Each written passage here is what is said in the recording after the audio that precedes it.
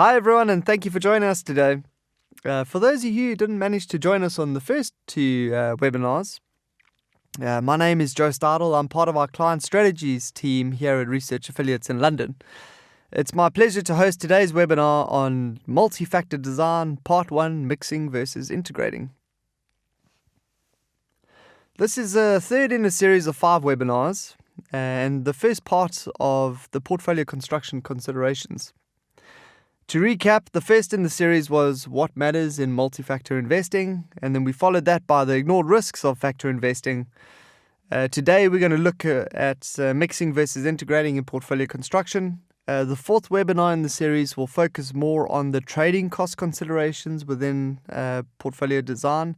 And last but not least, we'll look at ESG integration considerations. For everyone who is not on our mailing list for our research and you would like to be, you can go and join us by signing up at researchaffiliates.com. Also, feel free to follow us on Twitter or LinkedIn if that's your preference. I'm pleased to welcome back Dr. Vitaly Kolesnik. He is head of our Europe research based here in our London office. Vitaly has contributed enormously to our factor research over the many years. And so I'd like to turn over to Vitaly. Thank you, Joe. So today we'll start talking about the design and specifically we'll talk about mixing versus integrating. So what is this mixing versus integrating gibberish about? In factor investing, your goal is to gain factor exposure.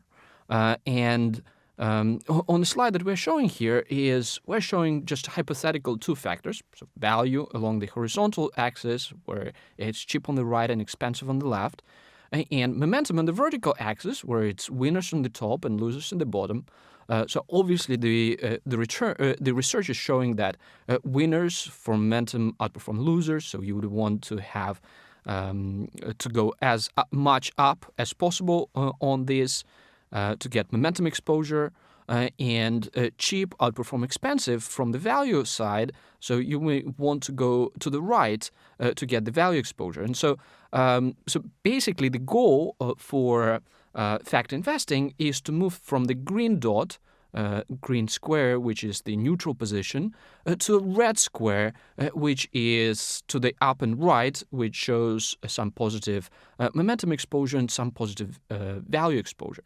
But the ways in which you can do it are numerous, and specifically the two ones that we'll explore today is mixing versus integrating. So what is mixing and integrating, and what is known in the literature? Well, first, literature, there is quite a bit of discussion in the literature, and interestingly, you will see that the conclusions reached by much of this research actually can be contradictory. So what is going on? Are some of these studies wrong? Actually, what you will learn by the end of this webinar is that no, actually all of them are right, but in a very specific context. So that's what you will get in the end. So what is a mixing approach? Well, mixing, also known as sleeve or top-down approach, means that you are having separate sleeves for each of your factors. For example, value. Value here on the left, we're going to the right on the horizontal axis, selecting the stocks with the most value characteristics. So in that blue rectangle, we're selecting the cheapest stocks, and that comprises our value sleeve.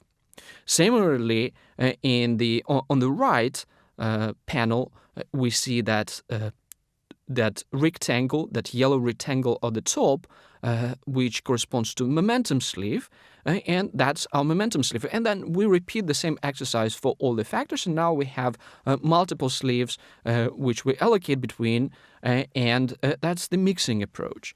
With mixing approach, you do get all of your factor exposures. So, for example, on this chart, the green the green dot, the green square is in the center. With your momentum sleeve, you're moving vertically up. So the yellow square shows the factor exposure that you're getting from momentum sleeve. So it's positive on momentum, neutral on value. Similarly, with the blue square, you're moving horizontally to the right. So you're neutral in terms of momentum, but you're positive in terms of value. And when you combine the two, your average allocator is in between the yellow and the blue square, so it's the red square there, and so you achieved your goal. You moved from the green square to the red square. You have gotten all the desired factor exposures. So that's mixing approach. Integrating approach is a slightly different way of achieving factor exposure. So here, integrating approach would correspond to selecting stocks in that blue square. So specific rules that would correspond to this selection would be to select above average stocks with above average value characteristics and above average momentum characteristics. And again, in terms of factor exposure, you have moved from the blue square, from the green square to the red square, where the red square is just in the middle of that big blue square, and so that corresponds to the factor exposure that you're getting through integrating approach. To check with you, Vitaly, when constructing these multi-factor strategies, would you say that the objective is to maximize the exposure to targeted factors? So that's one of the objectives, there are other elements that you are trading off. So yes, you want factor exposure, but the more concentrated factor exposure comes with potential governance issues. We have had the last session talking about the risks of factor investing. So the more concentrated factor exposure that you get, the higher the risks. And if that is uncomfortable, that would be problematic. The second issue is transparency. In terms of transparency, integrating approach shows slightly lower transparency because you combine a number of signals, so essentially it can feel a little bit as a black box. Whereas in the mixing or sleeve approach, you know exactly what goes into each sleeve. You can monitor performance of your strategy by sleeve. It's less complex. It's understandable. It's something that you can explain, that I can explain to my mom, who's a doctor, who's not a finance major, and she would understand actually. And so, and this is quite important because again, we had our first webinar where we talked about the importance of closing the gap between dollar-weighted and time-weighted return. So that transparency is the key to bridge that gap. And so again, just recapping, on average, investors lose about 200 basis points from rotating between strategies. And high transparency can be very helpful for investors to stay investing longer and to reduce that return gap. Now, coming back to the integrating approach, so we've seen that this square can achieve us the desired factor exposure. Well, but that's just one way of doing the integrating approach. There are others. So, for example, here you see that this triangle achieves the same way, and this triangle selection scheme would be instead of looking above average value and above average momentum, would just combine the two scores and select stocks based on the combined score. But it doesn't really matter because in the end, if in the end two approaches give you about the same factor exposure, that's all that matters. And so, and there are all kind of other possible weighting schemes. So the shape doesn't really matter. And to that degree, the mixing approach and integrating approach can be equivalent in terms of getting that extra factor exposure. So on this chart, you can see that I just visually moved from integrating approach to mixing approach, but the red dot stayed at the same place, and so the two approaches can be equivalent. Now, that comes with a strong caveat. When you start concentrating your factor exposures, so for example here we moved to the right in terms of value exposure, so the blue square moved to the right, and the red square moved just a little bit to the right, and you can see that also if you were to concentrate on momentum portfolio, that would switch the yellow square to the top, and again the red square would move up a little bit. Now you could see that the movement of that red dot is actually quite tiny, and as you are concentrating your sleeves, the stocks with extreme characteristics. There are fewer and fewer stocks with extreme characteristics being picked up with this sleeve. So, and then when you take it to the extremes,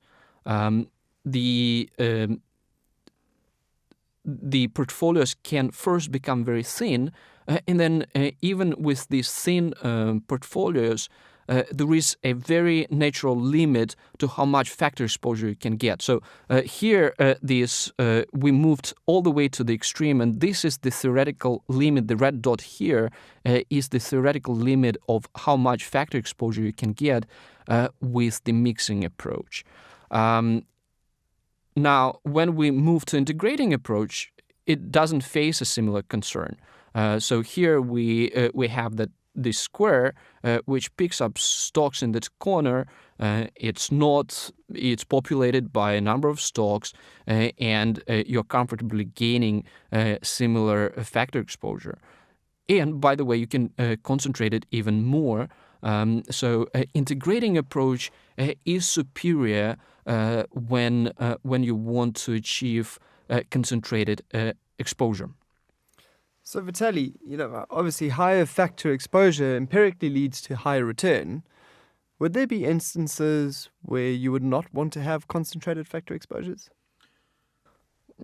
Yes. So here, risk is the key, and the drawdown risks that we've talked about in the previous webinar is the risk that you should be calibrating to. So, if, for example, the 5%, if you are uncomfortable experiencing a 20% drawdown from your strategy, which would correspond to about 5% tracking error, that means that having tracking error higher than 5% is unsuitable for you, and you should lower the tracking error and reduce the amount of concentration risk. So managing that ahead of time and with the full understanding of the risk that you're comfortable taking on is the key way in terms of selecting the concentration level.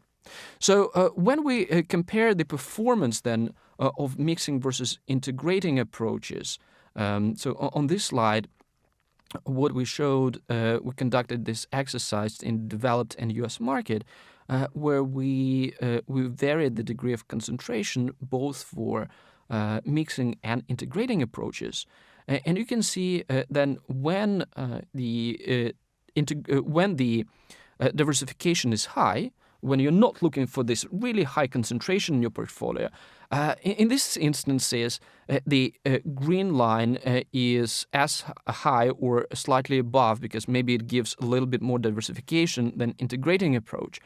But as we move to the left to the more concentrated portfolios, that's where integrating becomes crucial. That's where integrating is essentially the only way to achieve the desired factor exposure. So summing this up, then integrating approach is its biggest benefit is that it allows to select these superstar securities along multiple dimensions and can achieve high concentration.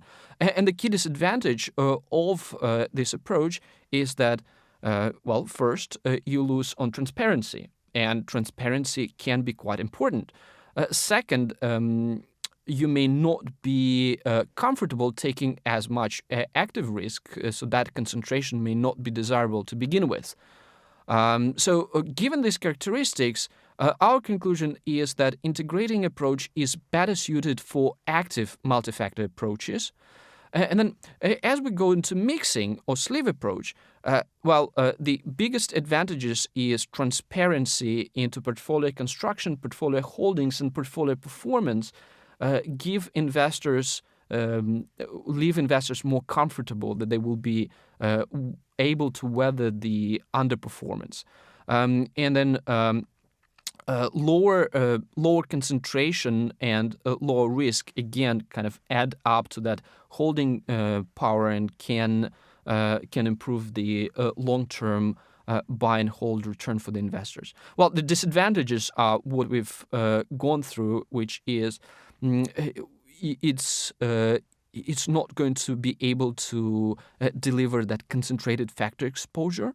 Our conclusion is it's more suitable for smart beta index implementation, where transparency is the key and costs are very important. So to conclude on this webinar, on this series of slides, at low concentration, both mixing and integrating approaches provide similar performance characteristics, but mixing provides transparency. At high concentration, integrating approach provides superior performance, and at the same time, it comes at a cost of lower transparency. In the end, examine the desired factor exposure and level of transparency. And then transaction costs are also important, so look under the tin before making a call. Great. Thanks very much for that, Vitaly. For those interested who have joined us on the webinar today, this is also based off a research paper that we've done on mixing versus integrating. That's also been published in the Journal of Investment Management. We have a time for a few questions. So for those of you that have submitted questions, we're just going to go pick a couple of random ones. If we don't get to your question, we'll obviously, after the webinar, address those and come back to you offline. So here's an interesting one, which is probably more commercial-oriented question, but has Research Affiliates ever considered creating a strategy using an integrating approach? Yes. Yes is the short answer. So we obviously have our RAFI multi-factor strategy. Those are delivered in index chassis, and those who are using mixing approach. But at the same time, we've had for a long time our active strategy, RAE, that we implement together with PIMCO, and in this strategy, where we target a little bit more concentrated exposure, we use integrating approach because in the active setting, achieving that high concentrated factor exposure is integrating approach is the key. And here's actually a really interesting question. Is there not a hybrid approach that can give you the benefits of both mixing and integrating? Yes, and this is a very, very good question because mixing versus integrating debate, in my mind, is just scratching the surface of portfolio construction. And there are other elements that investors should be paying attention to. So, for example, the additional selection criteria where you can have a hybrid approach within mixing to achieve high concentration. You can have alternative weighting schemes where you use weighting to tilt your portfolio to certain factors. And then other rules for rebalancing, for example, momentum stock filtering, can be quite useful tool to bring in momentum and not to have high turnover. So all of these rules can have material impact on the resulting factor exposure. So the lesson is that investors should look at the strategy holistically and examine its level of active risk and active factor exposures. And that's how they should be selecting the strategies. And then some of these other elements can be quite important from the point of view of transaction cost and liquidity, which again are very important. And we'll be talking about many of these craftsmanship issues in our next webinar. So I think where we'll talk a lot about transaction costs. Great. And I think with that, I think we can wrap it up today. So thanks very much, Vitaly, for coming and speaking to everyone today on this webinar. For everyone online, please join us next month for our 4th webinar in the series of 5, where we will focus more on trading costs. Just to recap, this webinar will be available for everyone on our website. You can see the web address on the screen at the moment. For those who would like to join our research mailing list, you can do so on our website as well. You can register there. You can also follow us on Twitter and LinkedIn, as I mentioned earlier. To everyone who joined, thank you very much for spending your valuable time with us. If you don't mind, there will be a very quick 1-minute survey after this that will come up onto your screen. If you could fill it out for us and provide your feedback, it's really valuable and helps us to make these more useful for you in the future. Great. Thanks so much. Thanks again.